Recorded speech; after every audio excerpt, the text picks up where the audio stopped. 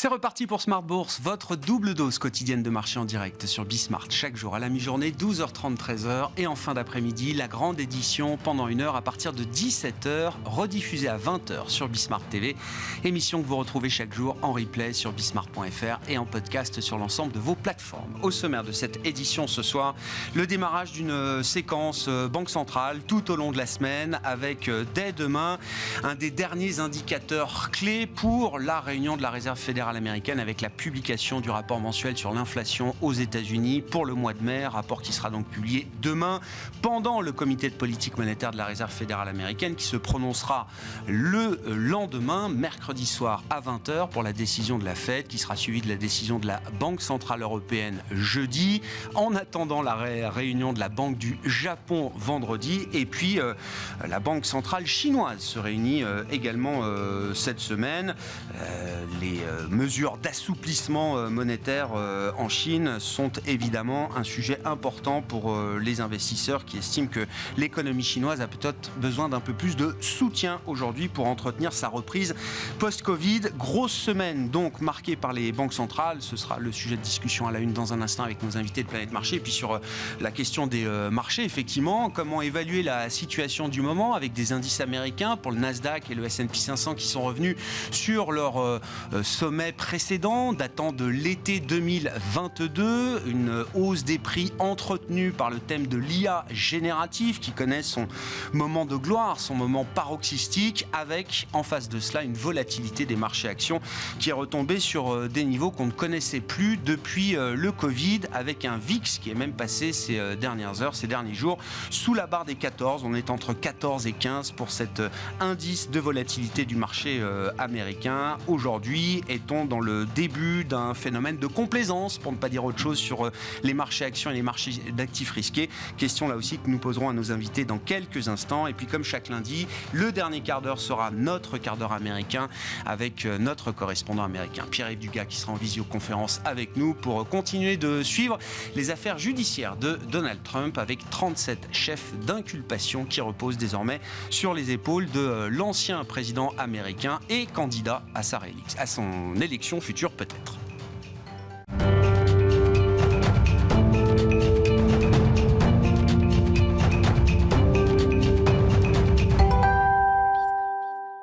Mais d'abord, tendance mon ami, chaque soir à 17h en ouverture d'émission avec vous, Alix Nguyen, les infos clés de marché. C'est une semaine qui commence positivement pour l'ensemble des indices actions en Europe et notamment pour le CAC avec une légère hausse attendue ce soir à l'arrivée. Oui, les gains sont faibles, la prudence domine en cette veille de 2 jours de réunion de la Fed. On rappelle que la semaine sera chargée après l'inflation et la Fed. La BCE se réunira jeudi et puis il y aura la Banque du Japon vendredi. À Paris, le luxe est convoité après l'abaissement par les banques commerciales chinoises de leur taux de dépôt. LVMH, Hermès et Kering sont dans le vert. Eiffage est dans le vert également. Le groupe annonce avoir signé un contrat d'achat portant sur les 49% du capital de la société concessionnaire du viaduc de Millau, détenue par la Banque des Territoires. Et puis, Casino s'envole. Cela fait suite à la révélation d'un possible intérêt du groupe Auchan qui pourrait profiter de l'opération de restructuration de Casino. Et puis, c'est le jour J pour la consolidation du secteur bancaire en Suisse avec la finalisation aujourd'hui du rachat de Crédit Suisse par UBS. Et oui, le bilan de ce nouveau géant bancaire s'élève à 1 600 milliards de dollars et dispose de 5 000 milliards de dollars d'actifs sous gestion. Toujours dans le secteur bancaire, aux États-Unis, JP Morgan Chase est parvenu à un accord de principe avec les victimes du financier décédé Jeffrey Epstein. Focus sur quelques valeurs européennes, la Commission européenne a autorisé vendredi le rachat de Lagardère par Vivendi. Novartis a signé un accord en vue de l'acquisition du groupe américain Chinook Therapeutics pour un montant initial de 3,2 milliards de dollars. Et puis le fonds d'investissement américain KKR a relevé d'au moins 2 milliards d'euros à 23 milliards d'euros son offre sur le réseau fixe de l'opérateur italien.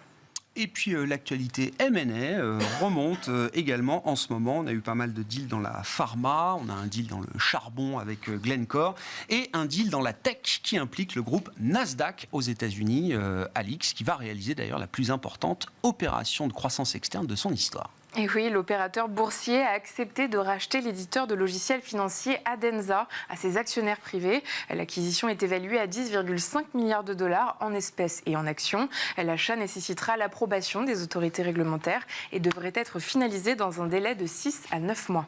À Wall Street, le titre d'Oracle avant la publication de ses résultats est en nette hausse. Il publiera après clôture. Tesla signe sa 12e progression d'affilée, soit sa série haussière la plus longue de son histoire. À noter que l'indice VIX tombe à son plus bas niveau depuis février 2020. Et puis, dans le reste de l'actualité, les actions turques atteignent un niveau record dans l'espoir d'un revirement politique. La nomination de 2 anciens banquiers de Wall Street à des postes clés en Turquie fait naître de l'espoir. L'indice Borsa Istanbul 100 a atteint un sommet historique. Tendance, mon ami, chaque soir à 17h en ouverture d'émission avec Alix Nguyen dans Smart Bourse sur Bismart.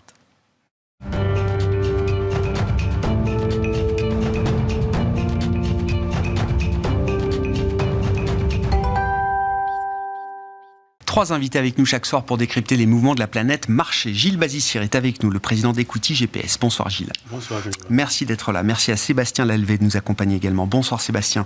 Bonsoir. Directeur général de la financière Arbevel et à nos côtés également Xavier Chapard. Bonsoir Xavier. Bonsoir Grégoire. Ravi de vous retrouver. Vous êtes stratégiste de la Banque Postale Asset Management. Commençons avec la séquence Banque Centrale qui appelle évidemment quelques commentaires.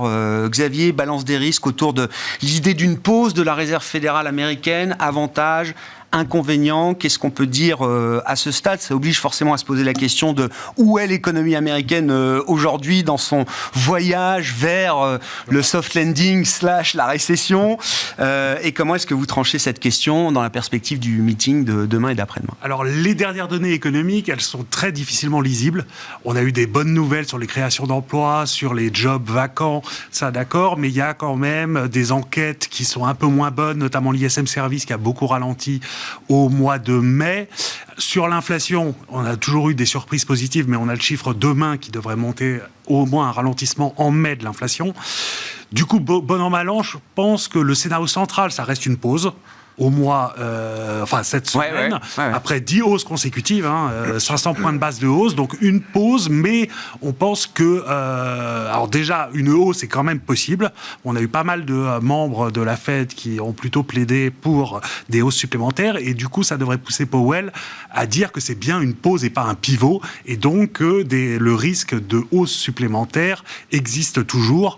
On va regarder de très près le dot plot, donc là où les membres de la Fed voit le taux à la fin de l'année, et il y a des bonnes chances qu'en fait le dot plot passe de 5,1 à 5,3% et donc indique que la Fed n'en a peut-être pas fini avec les hausses de taux.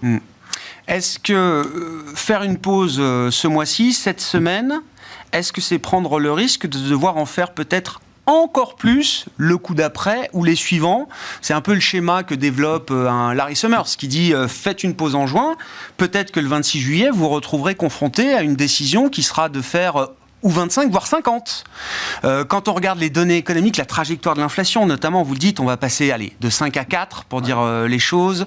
Le mois prochain, on passera peut-être de 4 à 3,5. Si je regarde un peu les prévisions qu'on peut avoir là sur les 2 prochains mois en matière d'inflation aux États-Unis, est-ce que c'est... Et en fin d'année, peut-être 2,5% pour l'inflation américaine globale? Alors ça, j'y crois pas du tout. Alors ça, vous y croyez pas. Donc ça veut dire que 3,5, ça va déjà être un enjeu à gérer pour la Réserve fédérale américaine, quoi. Ouais, déjà maintenir vers entre 3 et 4 jusqu'à la fin de l'année, ça va être compliqué. D'accord. Mais en même temps, c'est après l'été en fait qu'on va savoir. Ah oui. Donc c'est pour ça que je pense qu'ils peuvent faire une pause en juin sans remettre en cause leur crédibilité, parce que ça serait accompagné de prévisions plus élevées et d'un discours assez dur. Et une pause, en fait, ça veut dire que s'ils continuent à monter, ils peuvent continuer à monter de 25 points de base par trimestre, qui est un rythme relativement normal. En fait, c'est juste qu'on a été habitué depuis un an à avoir des hausses beaucoup plus massives. Mais en fait, ils restent sur un risque haussier de taux. Et donc, je pense qu'ils peuvent se donner un mois pour voir notamment si l'activité dans les services ralentit vraiment ou si c'était juste... cet indicateur pour le mois de mai était juste un point. Ouais, un blip. Voilà. Ouais. Exactement, ce qui a été le cas en décembre dernier déjà. Ouais. On s'est déjà fait surprendre en fait. Donc je pense qu'ils peuvent maintenant qu'ils ont... Et ce qu'il faut voir, c'est que la politique monétaire de la Fed, elle est restrictive en fait par rapport à toutes les estimations de taux neutres.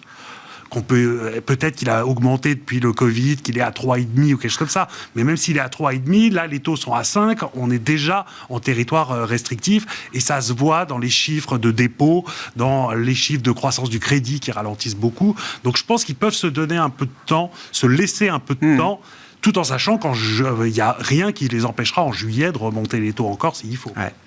On a le sentiment, alors vos commentaires sur l'idée d'une pause, Sébastien, qu'est-ce que ça vous inspire? Mais il y a quand même l'idée derrière, on l'a vu avec la Banque du Canada, la Banque d'Australie, qui ont tenté une pause pendant quelques meetings et qui sont obligés de repartir de l'avant en matière d'ajustement de politique monétaire. On rentre peut-être dans un monde où le risque monétaire sera toujours tilté un peu plus vers le restrictif que vers l'accommodation ou l'ultra-accommodation qu'on a pu connaître pendant un cycle relativement long. Un cycle long. C'est un équilibre très différent qui est pour nous en tout cas. Clairement, alors après, moi je vois ça d'un angle pas macro, mais d'un angle plutôt micro. Et il y a une capacité des marchés financiers à vivre dans une bulle et être obnubilés par tous ces sujets-là, en sachant que les banques centrales qui ne veulent pas dire l'objectif inflation c'est 2% maximum, si c'est 3, c'est pas très... En réalité, déjà, le monde il a quand même structurellement changé là. Ouais. Les matières premières étaient abondantes et pas chères. On va se rendre compte qu'elles vont être ni abondantes ni pas chères. Donc le monde est en train de changer structurellement. Elle va être structurellement inflationniste. On parlait d'être 12 milliards en 2100. Quand vous regardez la démographie, ça va peut-être osciller. HSBC a dit moins de 5 milliards. Donc ça veut dire qu'en inflation... Il y a une gamme de scénarios sur la démographie, bien sûr. Il y a une gamme de scénarios très large, mais qui fait... Et surtout, on se rend dans une période où on parlera d'IA après, où il y a quand même beaucoup d'activités qui vont être structurellement déflationnistes et d'autres qui vont l'être, mais alors pas du tout, ça sera l'inverse, sur une véritable inflation. Donc... où sera l'équilibre ? Où sera l'équilibre, c'est abominablement compliqué d'imaginer ça. Tout ce qu'on sait en tant qu'investisseur, pour moi, c'est un peu du bruit. On sait qu'on est de toute façon, on est arrivé au bout d'une logique de hausse. Alors, est-ce que ça sera un taux cible à 0,25, même 0,50 près ? La réalité, c'est qu'on est plus loin on est assez proche de la fin. Donc, est-ce qu'il y aura un pivot ? Après, il y a les gens qui vous expliquent que ça rebaissera l'année prochaine. Ah oui. Il y a plein de trucs. Oui. Mais après... Et qu'on reviendra même peut-être à l'état ex-ante à un moment. Enfin, certains estiment qu'à horizon de 3 ans, peut-être que tout le débat qu'on a sur le régime inflationniste sera balayé. Ce qui est compliqué en tant qu'investisseur, donc micro, stock picking, c'est que... j'ai envie de vous dire tout ça, c'est intéressant, mais le sujet c'est les boîtes, mais en réalité non, parce que comme ça drive les flux de façon extraordinaire, les conséquences en tant qu'investisseur sont massives. Donc on ne peut pas, un investisseur aujourd'hui ne peut pas s'affranchir de ces sujets-là, malgré le fait que le sens aujourd'hui est donné et qu'il n'y a pas tellement de doute là-dessus. Oui, mais le plan micro est intéressant quand même, Sébastien. On l'a vu. Un peu plus d'inflation, c'est pas mauvais pour l'activité et les opérations des entreprises aujourd'hui. Trop d'inflation, alors tout ce qui est excessif, effectivement, à un moment peut être problématique, mais un peu plus d'inflation que ce qu'on a eu pendant 10 ou 15 ans, c'est pas forcément mauvais. La vraie incertitude pour moi aujourd'hui, c'est pas tant les taux cibles de la BCE, c'est pas ça du tout.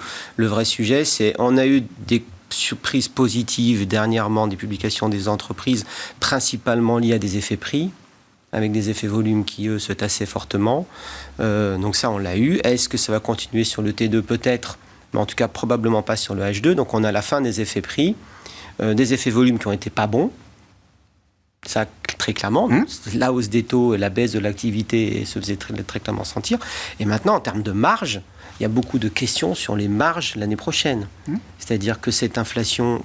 Les boîtes ont réussi à les répercuter jusqu'à un certain point, mais si les volumes baissent, leur capacité à augmenter les prix, ça va être plus compliqué. Donc en termes de marge, suivant les secteurs, les scénarios vont être très différents. Et on voit qu'aujourd'hui, les entreprises sont revenues sur des pics de marge historiques. Ouais. Donc le vrai sujet dans les mois qui viennent pour l'investisseur, c'est qui va effectivement croître dans l'environnement économique qu'on va avoir, quelle est la capacité à protéger ses marges, à les faire croître, face à une augmentation des matières premières. Bon, là, on ne le voit pas, parce qu'on regarde les prix spot d'électricité, du gaz, c'est juste stupide, parce qu'on est revenu avant 2019. Dans l'environnement dans lequel on est, ça vous quand même poser des questions sur la réalité économique des prix spot aujourd'hui. ça laisse rêveur quand on est un peu extérieur à tout ça. Et donc ce sujet-là qui est un vrai sujet structurel pour les entreprises. Donc pour quel secteur on va investir à long terme, parce qu'il y a ce biais-là. Les ressources humaines, comment on va gérer ça. Donc il y a pas mal de sujets qui font que on est effectivement au début d'un nouveau cycle, mais dans des conditions globales tellement différentes de ce qu'on a connu pendant des années, que c'est tout un nouveau écosystème à faire, à comprendre et analyser. Ça rend le métier passionnant. Fatigant aussi. Fatigant.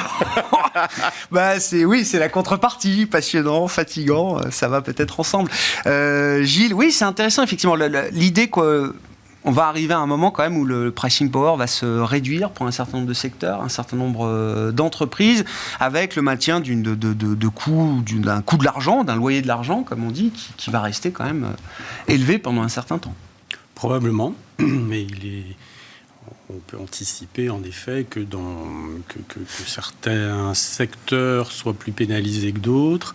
Pour le marché, en règle générale, nous, quand on apprécie un petit peu les grands équilibres, les taux, les perspectives, les résultats, les perspectives de résultats, mais pas seulement ces 3 éléments-là, une totalité de 17 éléments, et qu'on apprécie ça au niveau de toutes les entreprises cotées dans le monde, enfin de 95% de la capitalisation boursière mondiale. Nous, on traduit ça simplement par aujourd'hui 3,4 sur 10 sur le marché mondial des actions. Donc c'est en dessous de 5, mais 5, c'est 5 sur 10. Comme son nom l'indique, c'est une situation normale. Or, comme les marchés sur le long terme ont tendance à monter, donc il faut qu'on ait des ratings assez bas pour envoyer des signaux d'alerte généraux et génériques. 3-4 sur 10, c'est encore consistant avec une espérance de gain un peu positive. Mais qui n'est pas à 2 chiffres, qui a un seul chiffre. Donc c'est pas très élevé, et donc ça veut dire qu'on n'est pas loin du seuil où on pourrait passer de l'autre côté, sachant que tout ça c'est statistique. C'est pas 1-0, c'est pas précis, mais ça illustre un petit peu le niveau du marché. Alors, quelle est la dispersion que vous observez là, autour de ce 3,4 sur 10 ? À la fois géographique et sectorielle, et puis valeur, très très importante. Ça, c'est assez intéressant, à la fois en secteur et puis en thème aussi au global.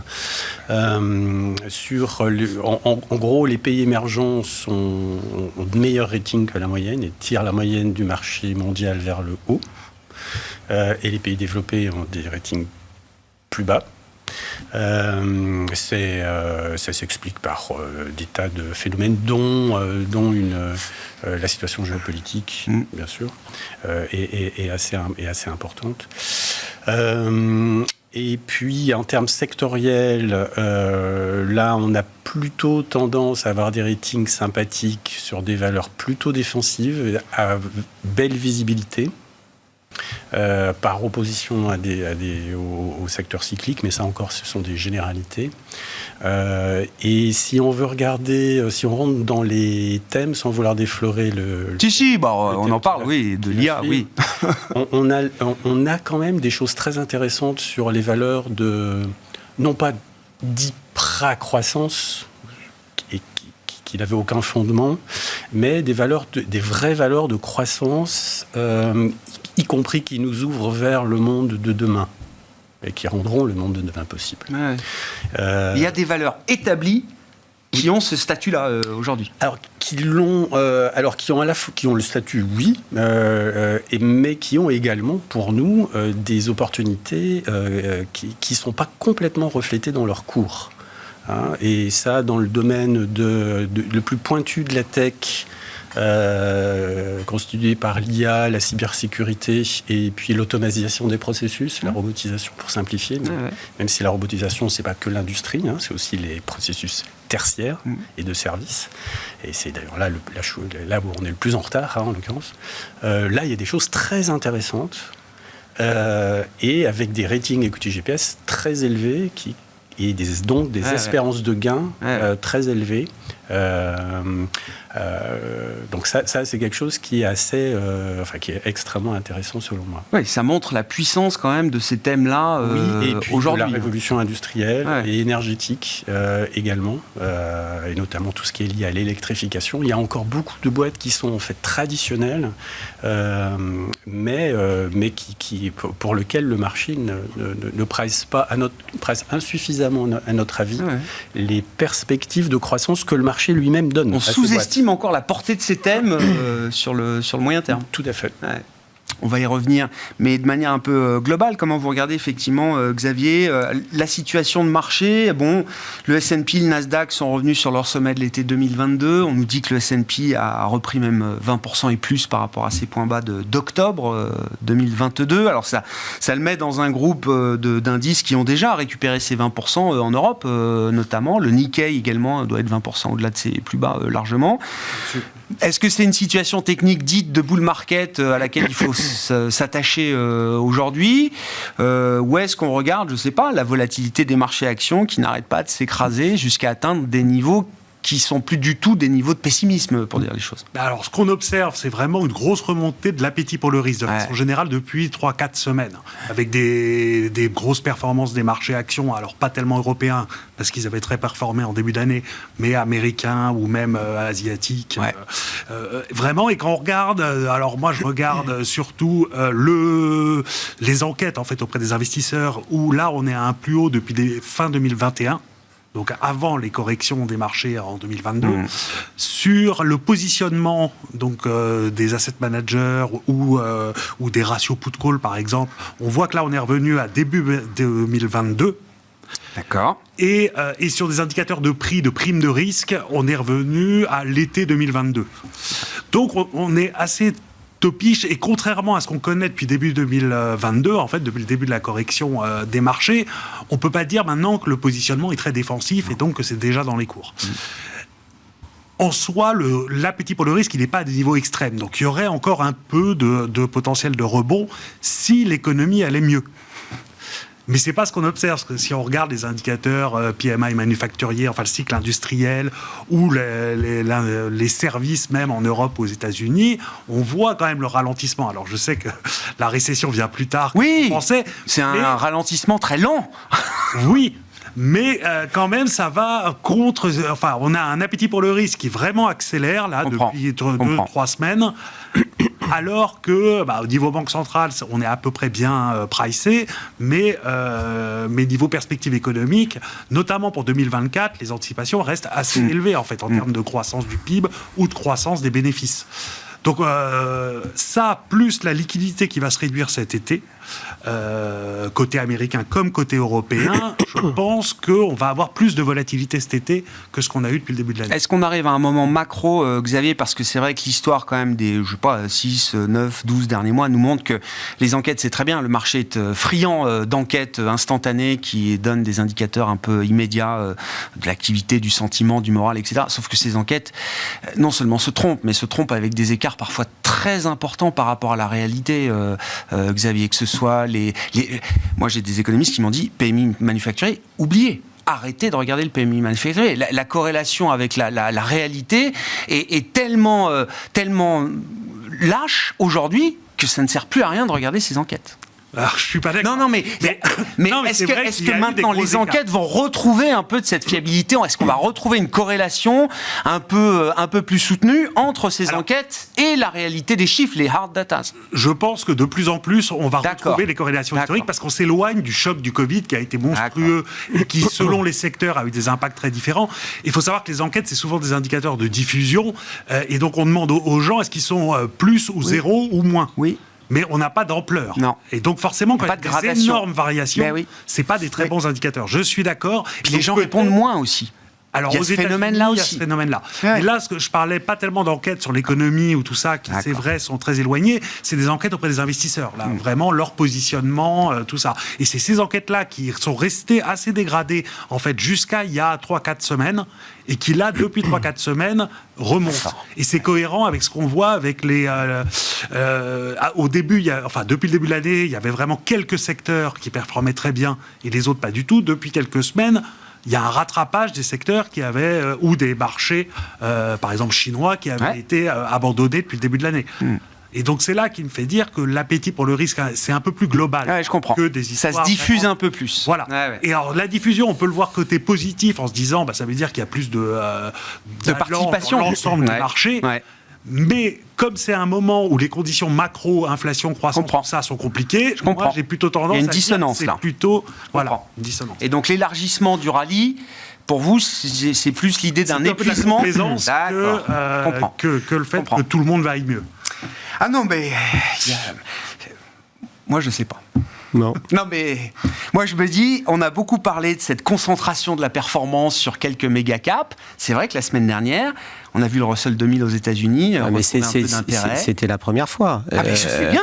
Tu prends le S&P, t'enlèves les GAFA, t'es à combien en pourcent flat? Bah oui, si tu prends le S&P équipondéré, t'es flat, voire négatif. Bien sûr. Donc en réalité, la performance, on est dans une période extraordinaire où la concentration de la performance n'a jamais été à ce point-là. Tu es aussi dans une période où tu as quelques secteurs qui sont au niveau relatif au plus haut historique et une majorité de secteurs qui, en relatif, sont proches des plus bas historiques. C'est quoi l'enseignement, Sébastien? C'est fragile? C'est un marché fragile? Ou c'est un marché qui ne peut que s'élargir? Non, tu vis, on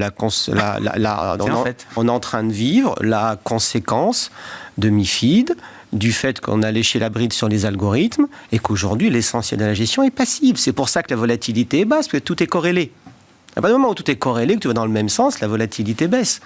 Et donc tu as exclu de facto une quantité extraordinaire de sociétés qui représentent l'économie, mais qui ne sont pas représentées dans les marchés. Quand tu as aujourd'hui des valeurs industrielles, small mid, sur les small caps, sur 50 à 6 milliards, les small caps français, c'est à 6 milliards de décollecte. Tu as un CAC small aujourd'hui qui doit être à 2 ou 3%. Et que tu as des boîtes qui sont aujourd'hui des valeurs industrielles de qualité comme Trigano par exemple, qui se payent 5 fois les bits, qui est en croissance, qui est rentable, qui n'a pas de dette. Donc et tout le monde s'en moque. Donc tu te retrouves, nous sommes dans un marché momentum de flux, où tu as plein de secteurs qui sont sans momentum et sans flux, donc qui sont les passagers. C'est pas les passagers clandestins, c'est juste qu'ils sont ignorés par une quantité importante d'investisseurs. Il y a ce qu'on appelle le reality check. Mais le reality check arrive. Moi, on aurait pensé qu'il aurait pu arriver plus tôt. Il n'est pas encore arrivé. Il va arriver. Donc aujourd'hui, dire que le marché est cher, pour moi, est une ineptie, dans le sens, c'est quoi le marché? Oui. Est-ce que c'est 5 valeurs ou est-ce que c'est 495 autres? Donc, tu as ce sujet-là, en fait. C'est que tu te retrouves avec un thermomètre ou des thermomètres qui en fait, représentent pas la globalité du marché, parce qu'aujourd'hui, il n'y a plus rien qui représente la globalité du marché, en fait. Donc, c'est une période qui est étonnante, parce que tu as tout et son contraire qui se juxtaposent en même temps. Donc... C'est une fragilité ou pas, Gilles, cette concentration? Parce qu'encore une fois, la semaine dernière c'est une semaine, mais on a vu les actions chinoises tenter de rebondir. Vous disiez que les émergents étaient mieux notés chez vous que dans que les marchés développés. Le cuivre aussi. Mais le Russell, c'est intéressant. Et le Russell a surperformé le Nasdaq la semaine dernière. Pour la première fois, je sais pas, je regarde pas ça au quotidien, mais pour la première fois, on atteignait des écarts. Alors, Russell 2000, c'est les 2000 sociétés américaines de taille moyenne qui font le tissu économique américain. Alors c'est difficile de répondre de façon globale. Nous on est bottom-up valeur par valeur, mais quand même il me semble que dans le monde la classe petite capi est en règle générale plus dépendante des banques, en règle générale plus risquée en termes de perspective et de bêta également, et de volatilité sur les marchés, et qu'en période de hausse des taux très forte, leur intérêt relatif se dégrade par rapport à d'autres. Mais on vient d'avoir, comme ça a été bien rappelé, une hausse des taux absolument massive de la part de banques centrales qui font pas si mal leur boulot. Alors, il est normal de les critiquer. Enfin, normal, tout le monde les critique et c'est la loi du sport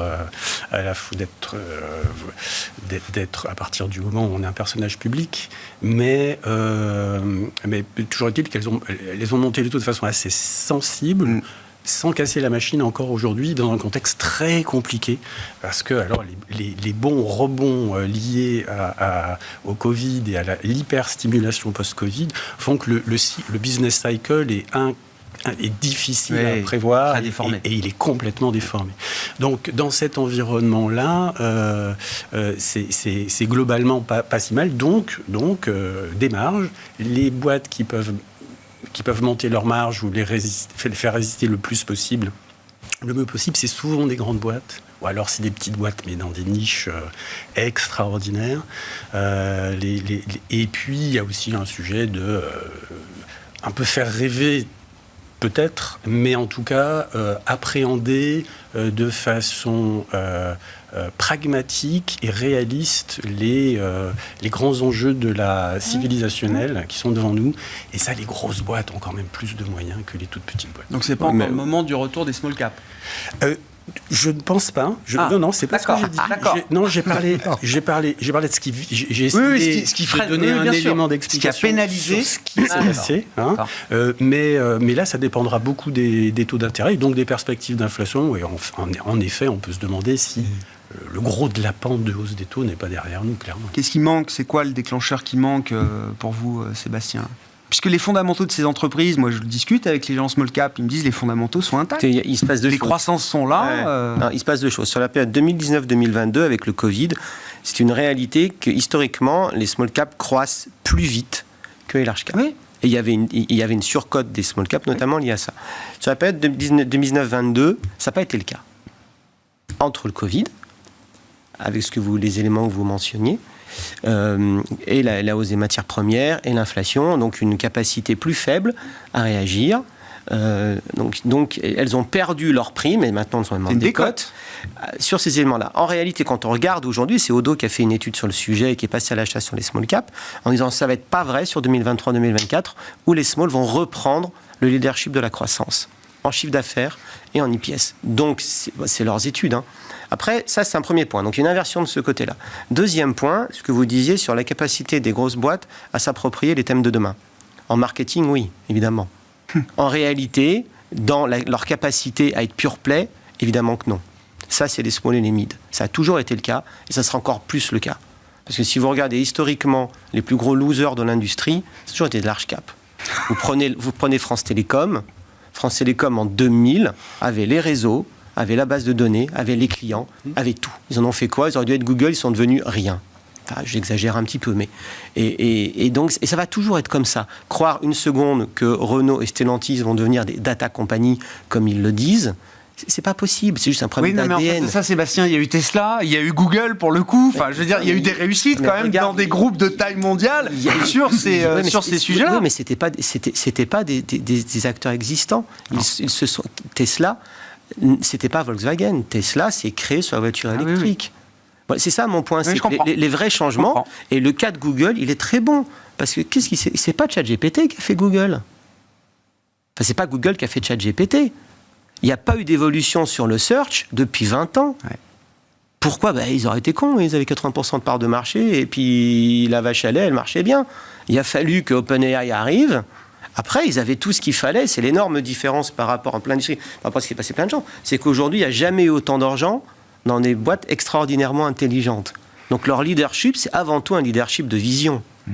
Et de cash, parce qu'ils sont en ressources illimitées. Ouais. Mais on peut argumenter qu'à son époque, Orange était en ressources illimitées, au même titre que Volkswagen est en ressources illimitées pour faire la voiture électrique. Il y a plein de choses. Il faut protéger sa base arrière, il faut se protéger de conseils d'administration qui sont frileux, et ainsi de suite. Et vous dites que ce n'est pas évident, parce que c'est vrai que ces boîtes leaders, méga cap américaines, c'est pas évident qu'elles réussissent toutes le virage, la transformation, le passage mais les GAFA sont un truc totalement à part, parce que déjà, elles ont 30 ans à peine. Donc, c'est des boîtes qui sont encore avec une influence de leurs fondateurs, qui sont encore dedans. Donc, elles ne sont pas passées du côté plan-plan de la force, en fait. Ouais. Donc elles sont encore dans l'agilité. Elles sont encore dans l'agilité, même si, il y a eu des contre-exemples. Il y a eu Yahoo, il y a eu plein de boîtes, AOL, des boîtes qui étaient les stars, qui sont devenues rien, parce que malheureusement, elles ont un déficit de management. Donc, pour revenir à la question, les valos, évidemment, l'inversion de momentum opérationnel, on est en train de le voir, et une façon de jouer des thématiques hyper précises au niveau européen sur la transition énergétique, sur la techno, Enfin, sur l'IA, on a Nvidia, tout le monde connaît Nvidia. En France, on a Calray. Calray, ça a gagné 25% au mois de mai. Ils font des DPU qui sont très bien pour le edge computing. Donc, pour l'IA, data center. Donc, on a des petites boîtes comme ça, sauf que ça fait 200 millions de capi. Tout le monde s'en moque parce que c'est pas gros. Ouais. Mais quand vous... Et des boîtes comme ça en Europe, sur la transition énergétique, entre des Alphen, des Fastned, tout ce genre de choses, ça existe. C'était très cher il y a 2 ans, il y a 3 ans. Ça a dirété beaucoup avec la hausse des taux. Donc aujourd'hui, vous avez des boîtes comme ça, dont le parcours est linéaire, qui ont dirété à juste titre aussi, mais dont le modèle est aujourd'hui éprouvé, avec 3 ans d'expérience bonne, et beaucoup moins cher qu'avant. Donc c'est vraiment maintenant qu'il faut y aller. Bon, ça pose plein de questions, mais c'est intéressant ce sujet large cap, small cap. Xavier, comment vous regardez ça ? En tant que macroéconomiste, je regarde très différemment, et notamment, je pense qu'il y a tout un pan qui est lié à la politique et à la géopolitique. Moi, je suis positif sur les small cap européennes notamment, à cause du retour de l'État dans l'économie. Oh, mais ça, c'est jamais bon. Mais si, au final, parce que... il va falloir s'y faire, peut-être. Un peu plus de protectionnisme, un peu plus de politique industrielle, ce qui était un gros mot en Europe depuis 30 ans. Alors, il y a des erreurs, du coup. Mais en même temps, il y a des entreprises qui font du cash. Il y a eu beaucoup d'erreurs dans le passé. Bien sûr. Mais il y a des entreprises qui, du coup, fonctionnent bien grâce à ça. Pendant un certain temps, au moins. Il y a les secteurs stratégiques qui se développent. Et ça, c'est plein de petits pans de l'économie. Et ça doit pouvoir profiter au tissu. Normalement, au small cap. Alors, à court terme, sur les États-Unis, il y a une question, c'est la régulation des GAFA et des grosses entreprises. En théorie, ces entreprises, petit à petit, devraient être démantelées, ou en tout cas, leur poids politique rabaissé. Le seul problème, c'est qu'avec les tensions géopolitiques face à la Chine ou tout ça, c'est peut-être pas le bon moment pour les Américains d'affaiblir les gros. Donc ça leur permet sûrement de durer un peu plus longtemps que ce qu'il aurait fallu en termes de régulation et de compétition dans les marchés, tout ça. Mais en Europe, on en est très loin de ça, vu que ça fait 30 ans qu'on est contre les leaders européens. Et du coup, je pense que... On est pour la concurrence. Exact, mais ce qui est vrai.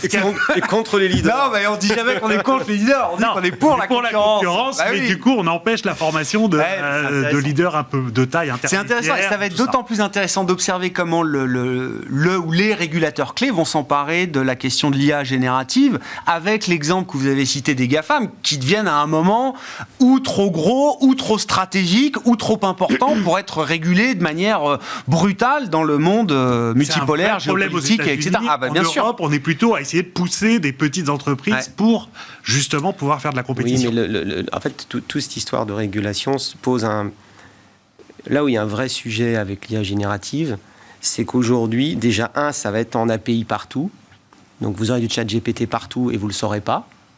Chat GPT ou Bard ou peu importe. Oui, bien sûr, oui. Ça, et c'est faire insulte aux entreprises, notamment au Capgemini, ainsi de suite, de croire qu'ils n'y étaient pas déjà. Ah oui.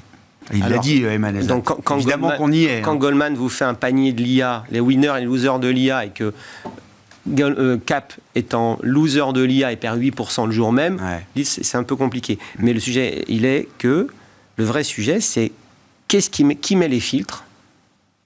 Donc comment on va réguler le fait où sont les filtres.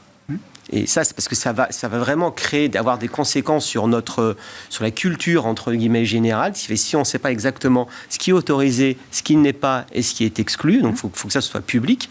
Et puis, évidemment, que d'une façon ou d'une autre, tout ce qui est produit par l'IA générative soit, entre guillemets, décrit comme produit par l'IA générative. Ça, c'est un énorme sujet sociétal majeur. Et ça, ce qui est compliqué, c'est que c'est pas les Européens, c'est pas de l'IA européenne. Donc ça aussi, c'est un aspect géopolitique qui est monstrueux. Mais l'Europe a les moyens quand même de fixer des régulations, justement. Parce que l'Europe, au final, l'UE, c'est une organisation de régulation. Bien sûr, c'est la puissance mondiale régulatrice. Et ça peut mettre des standards. On voit que quand on impose au niveau de l'Union européenne certains standards aux GAFAM, elles s'y conforment. Elles s'y conforment. Parce que c'est quand même le plus gros marché mondial. Bon. C'est quoi la note du thème IA générative, Gilles ? Quand on prend le thème Latos Insu, donc en y incluant la cybersécurité qui me paraît être liée... Et robotique, vous disiez ? Et puis le cloud et la robotique et l'automatisation qui me paraissent également quand même assez liés. Là, nous, on suit plus de 100 valeurs dans le monde, très directement impliquées dans ces thèmes. Et sur ces 100 valeurs, on en a 25. Donc la moyenne des ratings, pour répondre très précisément à la question, de ces 100 valeurs est un peu au-dessus de la moyenne des ratings du marché mondial. D'accord. Et pas seulement via la partie dynamique des perspectives des ratings, mais également les valos sont pas du tout en moyenne et au global. Donc le marché n'a pas encore forcément identifié tout le monde dans cette chaîne-là. Et dans ces 100 et quelques valeurs, on en a 25 qui ont un rating au-dessus de 7,5 sur 10. D'accord.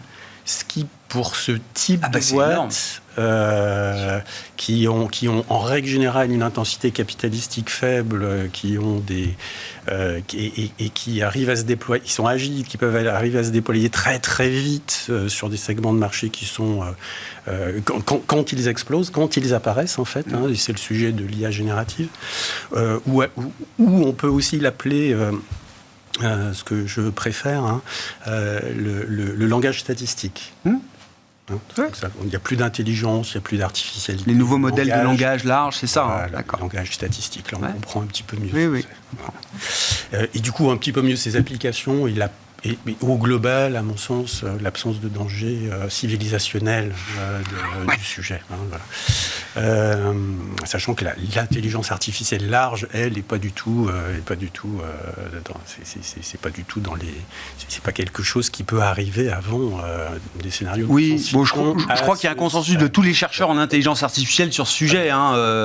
Donc, juste, tu vois, Kasparov IBM, c'est 1996. Oui. Ou 97. DeepMind et Lee Sedol, c'est 2016. Je me rappelle avoir lu 3 mois avant que ça arrive, les gens t'expliquaient que ça n'arriverait pas avant 5 ans. Ah ouais. 3 mois après, c'était fait. Et ce que tu sais, c'est que le DeepMind 2, qu'ils ont fait juste après, explosait le DeepMind de l'époque, tac. De façon. Donc il y a des effets de seuil aussi. Oui, c'est pas linéaire. Bien sûr. C'est absolument pas linéaire. C'est pour ça que c'est compliqué. Et surtout, on n'a jamais entre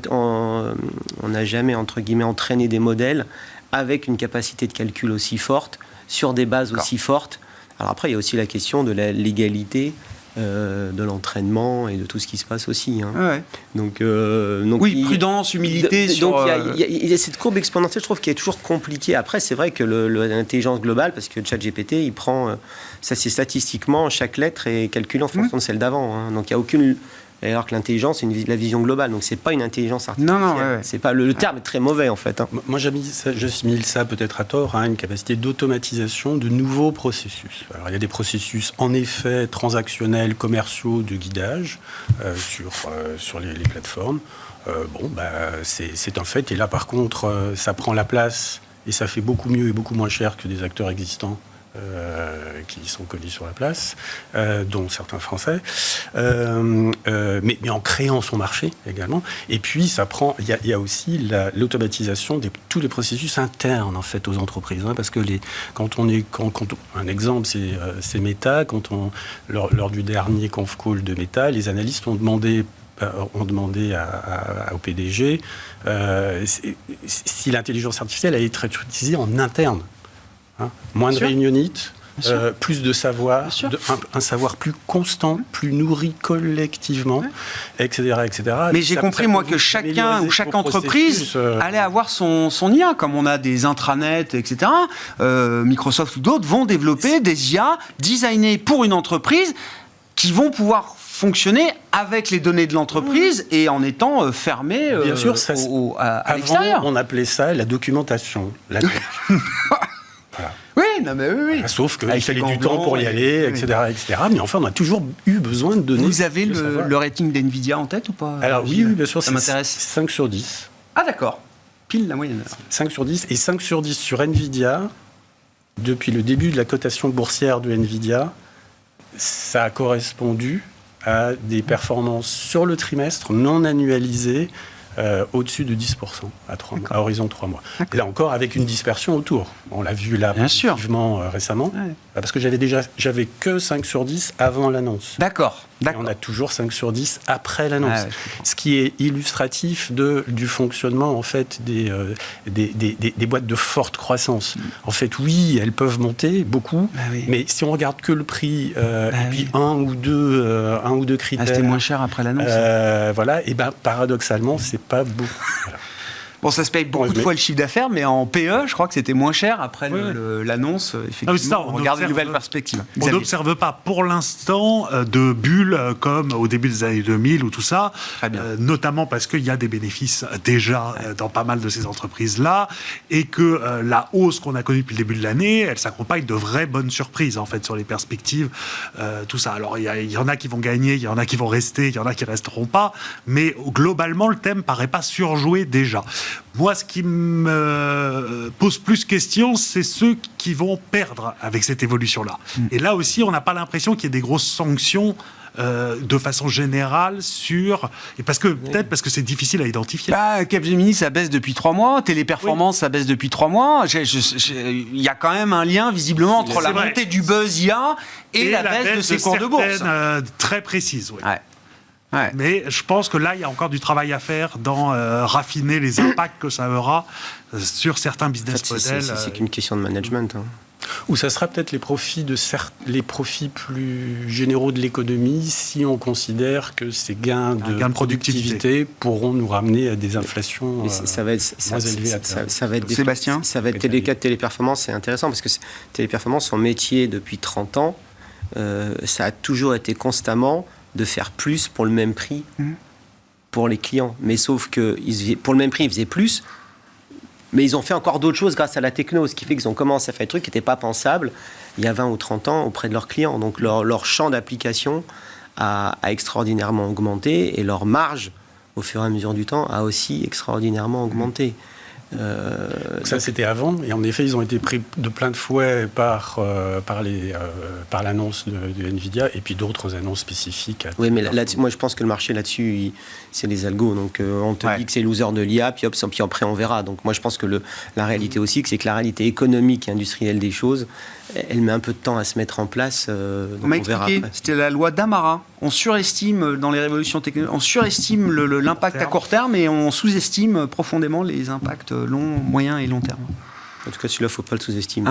Non, mais peut-être que le marché sous-estime effectivement l'apport de cette technologie pour un groupe comme Téléperformance aujourd'hui, en ne voyant que l'impact peut-être négatif. Mais faire confiance au management de qualité, il saura s'adapter. On s'arrêtera là pour ce soir, messieurs. Merci beaucoup d'avoir été les invités de Planète Marché. Sébastien Lalvé, la financière Arbevel, Xavier Chapard, la Banque Postale Asset Management et Gilles Bazissière, Equity GPS.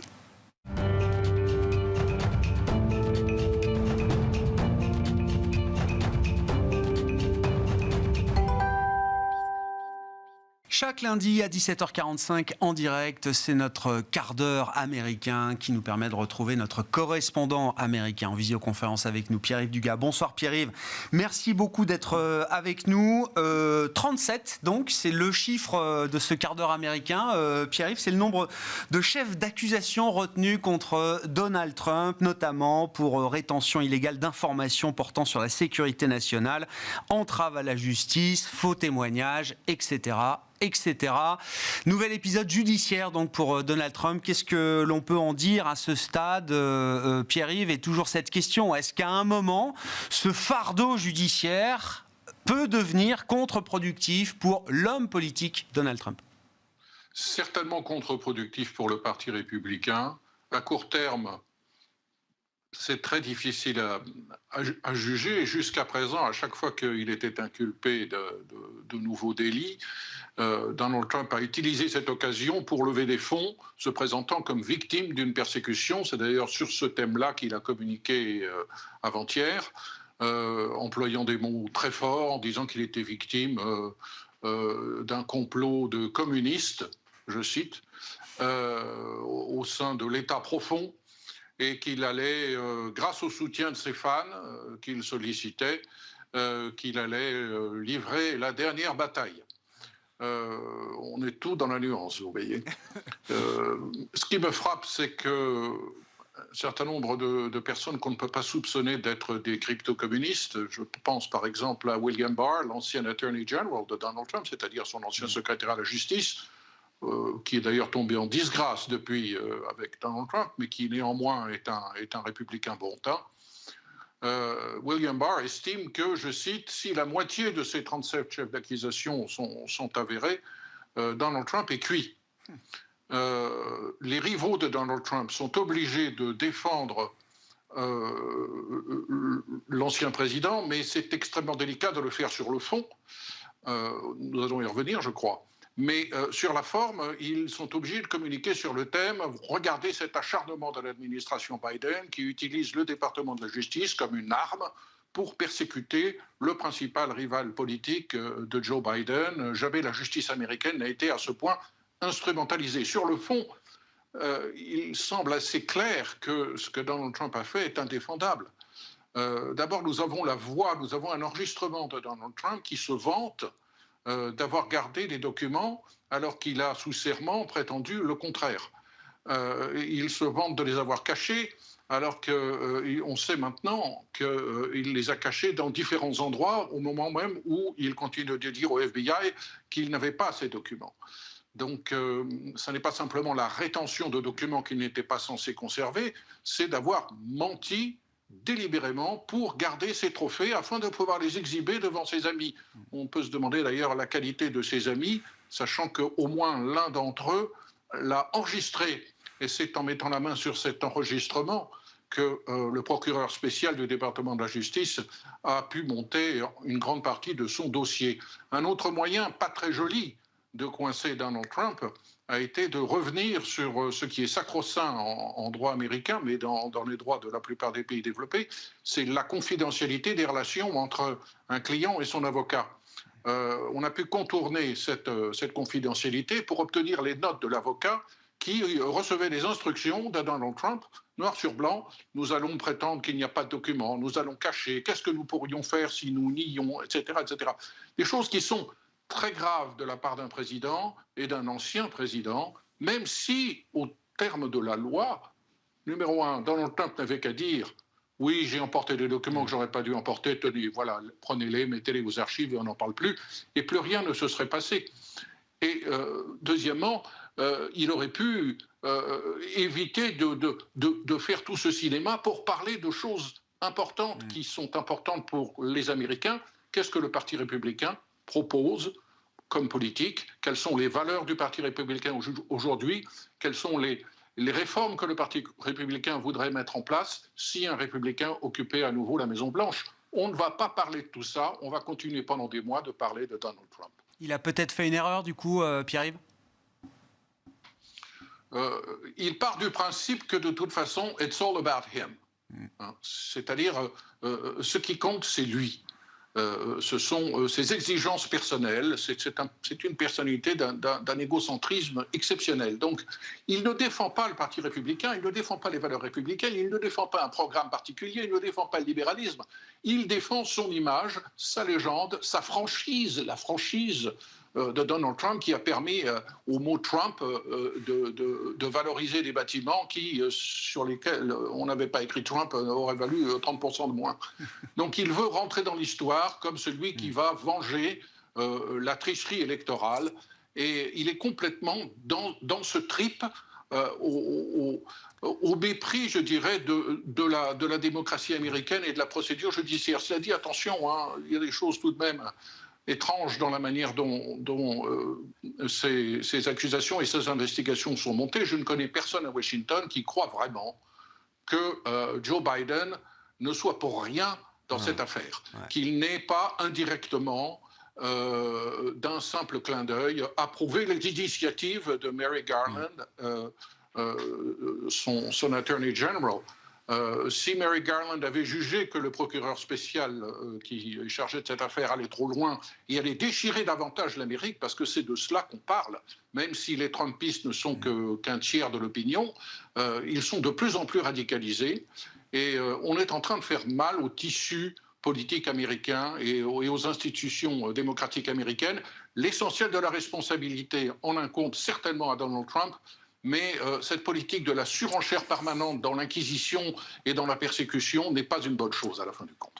1 an et demi. Il va falloir tenir 1 an et demi avant l'élection de novembre 2024 à un rythme qui s'annonce évidemment intense. Pierre-Yves, du côté de l'économie et de la politique monétaire, c'est une semaine qui sera marquée par la décision de la Réserve fédérale américaine. La question étant de savoir quels sont les indicateurs aujourd'hui qui permettent d'évaluer la situation économique aux États-Unis. Et rien que cette question montre la complexité quand même du sujet. On y perd un petit peu son latin. On avait abordé ça d'ailleurs la semaine dernière. Il y a un certain nombre d'indices curieux qu'il va falloir réconcilier. Le problème, c'est que s'il faut attendre 2 ans pour les réconcilier avec les changements de modèles statistiques, on apprendra dans 2 ans qu'en fait, on est déjà en récession. Qu'il faudrait savoir si est-ce qu'on est en récession ou non. Il y a une forte divergence aujourd'hui entre le produit intérieur brut et ce qu'on appelle le revenu intérieur brut, qui, en théorie, doivent être la même chose, le revenu intérieur brut, observant la totalité de l'économie américaine, du point de vue des revenus, c'est-à-dire des salaires, en gros, des profits des entreprises et de la pression fiscale. Depuis 2 trimestres, si on lit les données officielles américaines, l'économie américaine est en contraction. Examinée sous le revenu intérieur brut et en contraction assez forte, en moyenne de 2,5%. Alors qu'en termes de produit intérieur brut, qui reste la norme classique de mesure de la performance économique, on est encore en croissance de l'ordre de 2% en moyenne depuis 2 trimestres. Donc, il se passe quelque chose d'étrange. La Réserve fédérale a relevé en 14 mois de 500 points les Fed Funds, les taux d'intérêt se sont envolés, les créations d'emplois continuent d'être considérables. C'est étrange. 1 600 000 emplois ont été créés aux États-Unis depuis le mois de janvier. On ne peut pas être en situation de récession ou de récession imminente si le marché de l'emploi continue d'être aussi fort. On s'est aperçu au mois d'avril que le nombre d'offres non pourvues, d'offres d'emploi non pourvues a encore augmenté. On est repassé au-dessus de 10 millions. Pour un demandeur d'emploi aux États-Unis, il y a 1,8 emplois non pourvus. Donc le marché de l'emploi donne toutes sortes de signaux assez convaincants d'être en très bonne santé. Pourtant, les grands titres de la presse montrent des plans de licenciement massifs parmi les plus grandes entreprises américaines, notamment dans la technologie. On voit que la consommation américaine, en particulier la consommation de biens, s'essouffle sérieusement, que là où la consommation tient bon, c'est grâce à l'épargne qui est en train de s'épuiser et à l'endettement qui va finir par s'épuiser aussi. Donc on comprend que dans ce contexte-là, la Réserve fédérale soit un petit peu inquiète, se gratte la tête et décide de dire « bon, on peut peut-être attendre encore 1 mois avant de donner un tour de vis supplémentaire ». Il y a peut-être moins d'urgence à ce stade, effectivement, de rajouter encore 25 points de base au niveau des taux directeurs américains. Pour éclairer peut-être les membres de la Fed ou les embrouiller encore un peu plus, nous aurons demain le rapport mensuel sur l'inflation du mois de mai aux États-Unis, avec un chiffre d'inflation globale sur 1 an qui est attendu autour de 4%. Merci beaucoup Pierre-Yves. Pierre-Yves Dugas avec nous chaque lundi dans le dernier quart d'heure de Smart Bourse, notre quart d'heure américain hebdomadaire à 17h45 en direct, rediffusé à partir de 20h pour l'émission et donc à 20h45 pour ce quart d'heure américain que vous retrouvez évidemment chaque semaine en replay sur bismart.fr ou en podcast sur l'ensemble de vos plateformes. Voilà pour cette édition Smart Bourse ce soir. Nous nous retrouvons demain à 12h30 en direct sur Bismart.